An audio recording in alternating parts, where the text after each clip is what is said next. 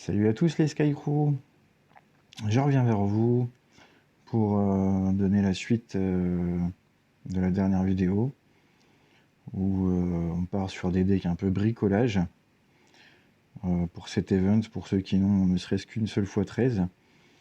On était parti sur la dernière vidéo sur un deck Noble Killer qui, on a vu, a fait le taf relativement aisément. On va partir sur celui-ci que je viens de créer, mais j'ai pas encore forcément testé, qui est basé à l'identique sur une x 13 de cet event, la carte de soutien de cet event, et on va partir sur un relativement ancien deck Commander technologique qui est pas mal au niveau de la création de gemmes. Pardon.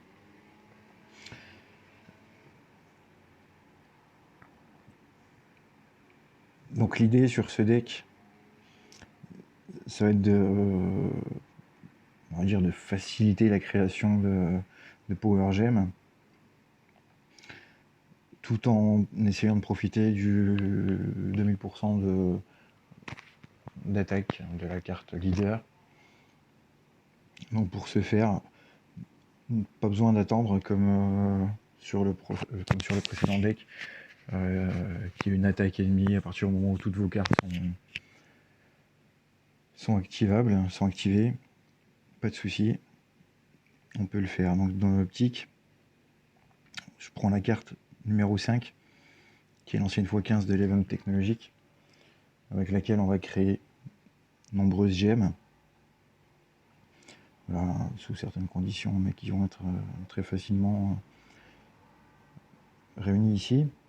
Donc l'idée, voilà, c'est de créer des gemmes avec la carte numéro 5, sachant que la carte numéro 1 et 2 vont de pair avec la numéro 5, mais dans un ordre bien précis. Car la carte numéro 1 et la carte numéro 2 vont réactiver le pouvoir de votre carte numéro 5. C'est-à-dire au moment de créer votre attaque entre guillemets puissante, il va falloir activer, au-delà des cartes de l'event actuel numéro 3 et numéro 4, activer en premier la carte numéro 5 pour générer autant que possible des gemmes, des power gemmes. Après, activer la carte numéro 1 qui va réactiver le pouvoir de la carte numéro 5, et vous pourrez ensuite les réutiliser une seconde fois. Et par la suite, activer votre carte numéro 2 qui va une nouvelle fois recharger le pouvoir de votre carte numéro 5 que vous pourrez utiliser une troisième fois. C'est relativement sympathique.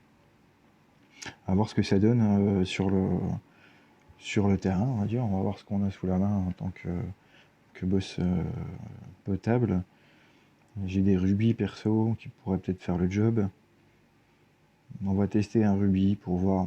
C'est comme le deck précédent, hein. Je vous promets pas de faire des trucs mirobolants, mais de pouvoir essayer de vous en sortir, faire des pourcentages sur des decks, sur des boss sympas, et essayer de choper ne serait-ce que des 10% sur des boss privilèges qui vous permettent de pouvoir augmenter accélérer l'apparition d'un boss à cap pour une guilde ou autre.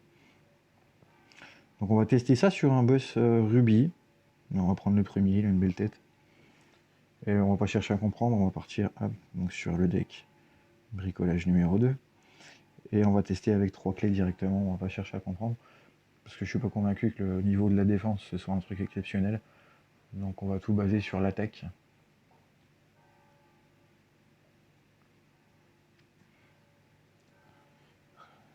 Voilà, toutes nos cartes sont activées, c'est super. J'active les 2 cartes de l'event. Ma numéro 5 en créatrice.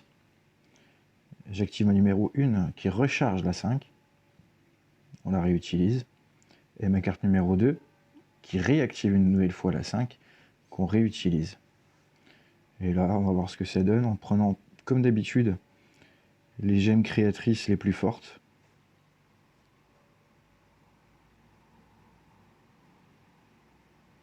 Et on tape avec la carte leader à 30T, ce qui est relativement sympathique.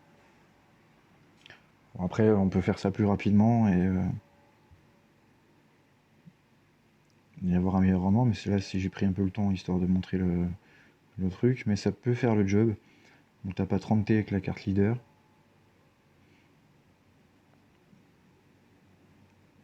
Pour un boss solo, je pense que quelqu'un va se charger du reste, parce que tout en notant que même le peu, si tiens d'ailleurs oui, chose intéressante, si vous tombez sur un boss solo où il reste que l'équivalent de la petite barre de vie qui me reste au mien là, actuellement, et que vous le tapez, même si vous tapez super fort, même s'il reste qu'un tout petit chouïa de barre de vie comme ça, là c'est l'équivalent de 10% à peine, que vous faites votre frappe et vous tapez à 50% du HP de base du boss, vous récupérez quand même les 50%, même si au moment où vous êtes entré, il restait moins de 50%.